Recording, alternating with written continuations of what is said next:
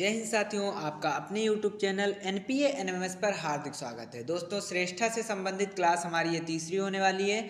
हम साइंस के question science से संबंधित क्वेश्चन क्लियर कर चुके हैं, SST से संबंधित क्लियर कर चुके हैं। आज GK और GS से संबंधित क्वेश्चन क्लियर करेंगे। मैथ की जो वीडियो है आपको नेशनल प्रथम अकेडमी पर मिल जाएगी।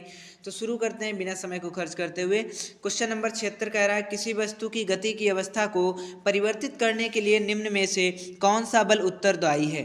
दाब, घर्षण, स्थिर वैद्युत बल या वैद्युत चुंबकीय बल। तो इसका सही जवाब हो जाएगा ऑप्शन नंबर सेकेंड, घर्षण।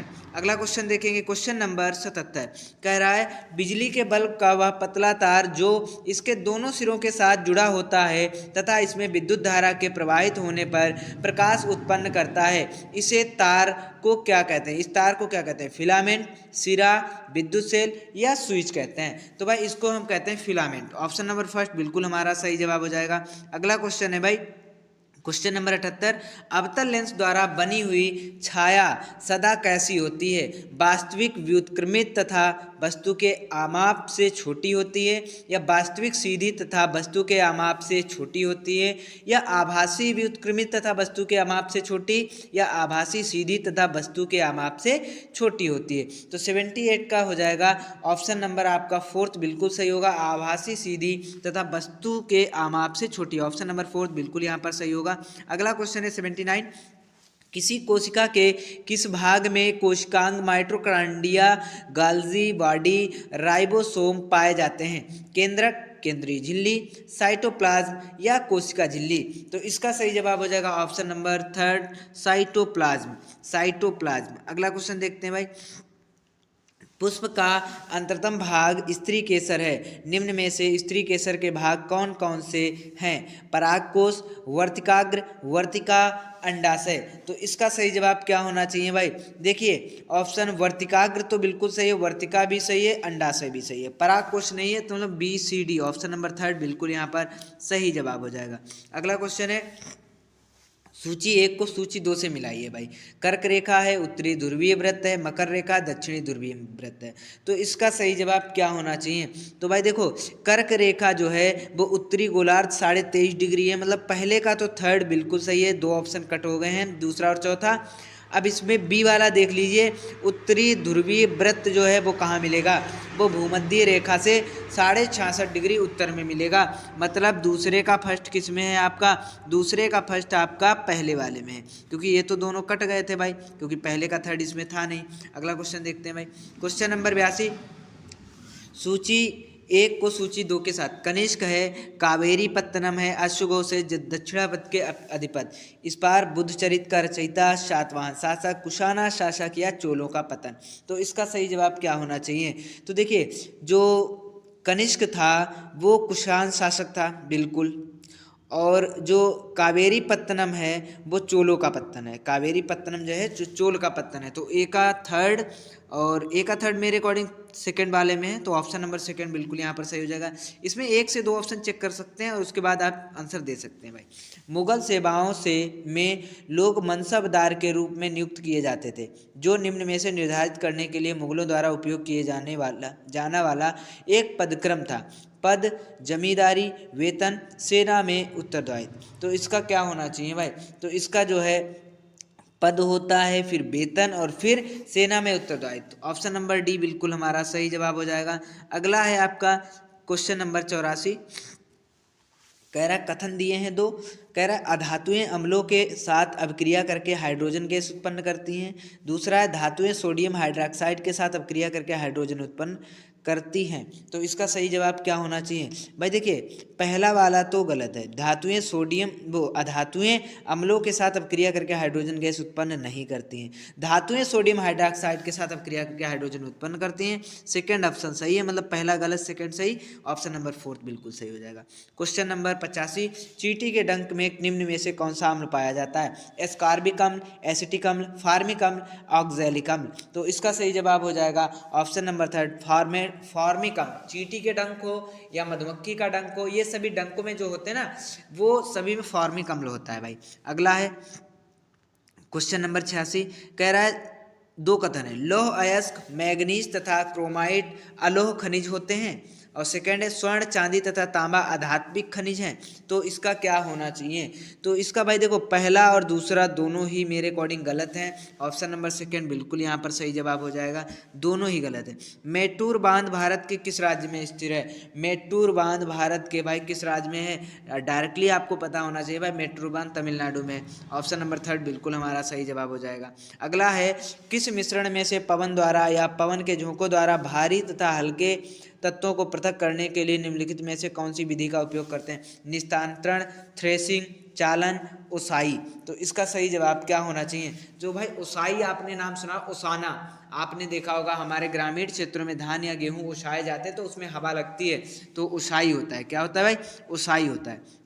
अगला है कथन है आपके दो, कह रहा है सागर की सतह पर जल की लहरों के विकल्पतः ऊंचा उठने तथा नीचे गिरने के क्रम को ज्वार भाटा कहते हैं। बिल्कुल भाई। अगला क्या है? सूर्य तथा चंद्र द्वारा पृथ्वी की सतह पर लगने वाला तीव्र गुरुत्वाकर्षण बल ज्वार भाटा का कारण होता है। तो इसका सही जवाब क्या होना चाहिए भाई? देखो पहला मेरे अकॉर्डिंग गलत है और दूसरा सही होना चाहिए। सूर्य तथा चंद्र द्वारा पृथ्वी की सतहों पर लगने वाला तीव्र गुरुत्वाकर्षण बल जो है ज्वार और भाटा का कारण होता है। बिल्कुल सही बात है। ऑप्शन नंबर फोर्थ बिल्कुल यहाँ पर सही जवाब हो जाएगा। अगला क्वेश्चन है क्वेश्चन नंबर 90, निम्न में से पृथ्वी की कौन सी गति को बहिर्जात बलों को की श्रेणी में रखा जाता है? भूस्खलन, समुद्र की लहरें, नदियाँ या ग्लेशियर। तो भाई जो समुद्र की लहरें हैं इसको बहिर्जात बलों की श्रेणी में रखा जाता है। ऑप्शन नंबर मेरे अकॉर्डिंग बी सही होना चाहिए। अच्छा, नदियों में भी होता है और ग्लेशियर में भी होता है। तो ये भाई इसमें अगर हम ऑप्शन देखें बी सी डी, भूस्खलन में नहीं होता है, ए जहाँ भी है वह कट कर दो, इसमें भी ए है, इसमें भी है। ऑप्शन नंबर सेकेंड बिल्कुल यहाँ पर सही जवाब हो जाएगा। ऑप्शन नंबर सेकेंड बिल्कुल यहाँ पर सही जवाब होगा। कह रहा है दिल्ली के निम्न शासकों को उनके शासनकाल के आरोही क्रम में अनुसार व्यवस्थित करना है। खिज्र खां, अलाउद्दीन खिलजी, रजिया सुल्तान या गियासुद्दीन तुगलक। तो इनका जो सही क्रम वो क्या है भाई? तो इनमें से जो है सबसे पहले रजिया सुल्तान, फिर अलाउद्दीन खिलजी, फिर उसके गियासुद्दीन तुगलक और लास्ट में खिज्र खान। ऑप्शन फोर्थ वाला बिल्कुल सही हो जाएगा। फोर्थ वाला बिल्कुल सही हो जाएगा। फोर्थ वाला बिल्कुल सही होना चाहिए इसका। अगला है भाई भारत में अंग्रेजी शासक के आर्थिक प्रभावों की आलोचना करते हुए पॉवर्टी एवं un British rule in India नामक पुस्तक किसने लिखी थी? सुरेंद्रनाथ बनर्जी, दादा भाई नेहरूजी, बदरुद्दीन तैयबजी, रोमेश चंद्र दत्त। तो इसका सही जवाब हो जाएगा, एक्चुअली रोमेश चंद्र दत्त नहीं होना चाहिए, व्योमेश चंद्र दत्त आपने सुना होगा, हो सकता है रोमेश चंद्र दत्त भी हो, वैसे व्योमेश चंद्र बनर्जी हैं वो व्योमेश चंद्र बनर्जी। तो इसका सही जवाब क्या होना चाहिए भाई? दादा भाई नेहरूजी। पॉवर्टी एवं un British rule in India, दादा भाई नेहरूजी की पुस्तक है भाई। महिलाओं की सुरक्षा के लिए निम्न में से किस वर्ष में घरेलू हिंसा कानून लागू हुआ? 2002, 2004, 2006, 2008। तो इसका सही जवाब हो जाएगा भाई 2006। ऑप्शन नंबर थर्ड बिल्कुल यहाँ पर सही जवाब हो जाएगा। अगला है भाई जूठन किस लेखक की आत्मकथा है? तो बी आर अम्बेडकर, नामदेव धसाल, कांचा इलाहा या ओम प्रकाश वाल्मीकि।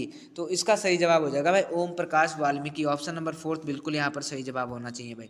अगला है निम्नलिखित में से किसने वर्ष 1919 में चित्तौड़ जिले के मदन पाल्ले में भारत के राष्ट्रगान जनगण मन का बंगाली भाषा से अंग्रेजी भाषा में अनुवाद किया?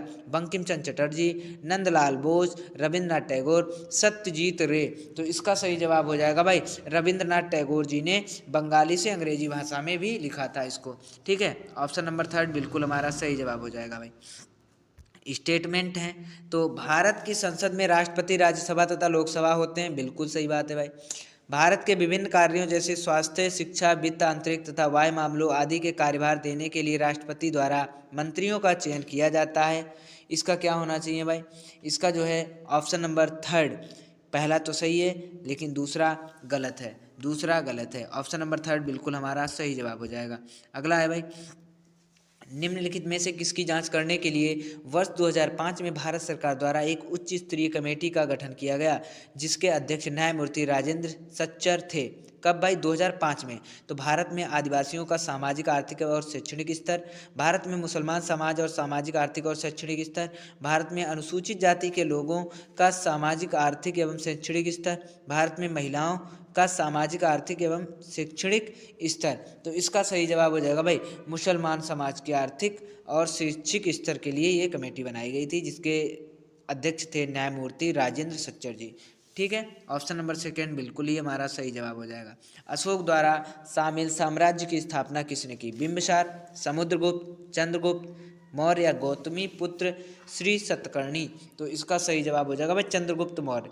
कौन होगा भाई? Chandragupta Maurya. Option number third बिल्कुल हमारा सही जवाब हो जाएगा। 99 क्वेश्चन नंबर 99 क्या है भाई? वर्ष 1919 में गांधी जी ने अंग्रेजों द्वारा पारित किए गए रॉलेट एक्ट के विरुद्ध सत्याग्रह का आह्वान किया। रॉलेट एक्ट कानून निम्न में से किसके लिए लागू किया गया था? नमक के उत्पादन तथा बेचने पर सरकार को एकाधिकार देने के लिए, अभिव्यक्ति की स्वतंत्रता पर अंकुश लगाने तथा पुलिस को और अधिक अधिकार देने के लिए, उच्च भूमि करों का प्रारंभ करने तथा वन्य संसाधनों के उपयोग पर अंकुश लगाने के लिए, ब्रिटिश सरकार को उन समाचार पत्रों पर कानूनी कार्रवाई करने की अनुमति देने के लिए जो कोई भी आपत्तिजनक समाचार छापते हैं। तो भाई इसका जो सेकेंड ऑप्शन बिल्कुल सही है, अभिव्यक्ति की स्वतंत्रता पर अंकुश लगाने तथा पुलिस की ओर अधिक अधिकार देने के लिए। ऑप्शन नंबर सेकेंड बिल्कुल यहाँ पर सही हो जाएगा। लास्ट क्वेश्चन है, वर्ष 1757 में प्लासी के युद्ध में रॉबर्ट क्लाइव ने किसको पराजित किया था? औरंगजेब, अली वर्दी खान, बहादुर शाह जफर या सिराजुद्दौला। तो इसका सही जवाब हो जाएगा सिराजुद्दौला। ऑप्शन नंबर फोर्थ बिल्कुल हमारा सही जवाब हो जाएगा। आज की क्लास आपको कैसी लगी है? ऐसी क्लास प्राप्त करने के लिए हमारे चैनल को सब्सक्राइब जरूर करें। धन्यवाद।